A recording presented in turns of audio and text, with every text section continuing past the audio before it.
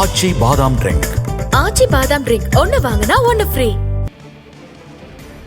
சாத்தான்குளம் தந்தை மகன் கொலை வழக்கில் காவல் ஆய்வாளர் ஸ்ரீதரனின் ஜாமீன் மனு குறித்து சிபிஐ பதிலளிக்க உத்தரவு பிறப்பிக்கப்பட்டுள்ளது. இது தொடர்பான முழுமையான விவரங்களோடு எமது செய்தியாளர் சையது நிஜாமுதீன் இணைந்திருக்கிறார். வணக்கம் நிஜாமுதீன், விவரங்கள் என்ன? வணக்கம்.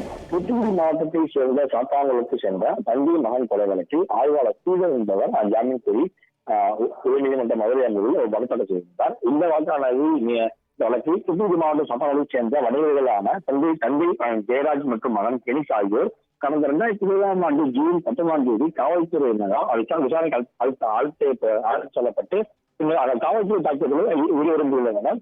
இந்த வழக்கில் காவல் ஆய்வாளர் ஸ்ரீதர் மற்றும் உதவி ஆய்வாளர்கள் உட்பட 9 பேரை சிபிஐ தரப்பில் கைது செய்யப்பட்டு இந்த விசாரணையை செய்து பின்னர் மதுரை சிறையை அனுப்பினர். மேலும் அந்த 9 பேர் மீதும் சிபிஐ தரப்பில் குற்றப்பத்திரிகை தாக்கல் செய்யப்பட்டது.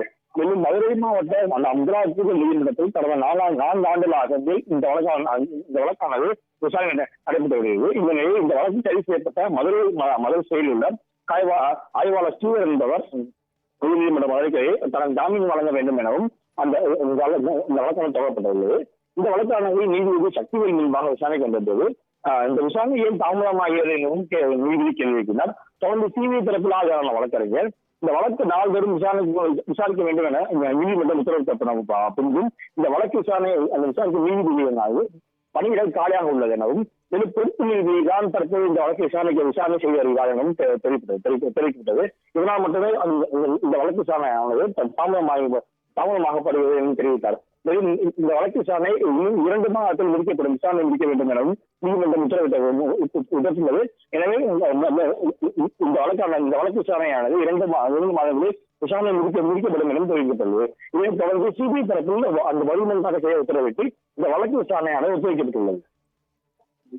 முழுமையான விவரங்களுக்கு நன்றி சையது நிஜாமுதீன்.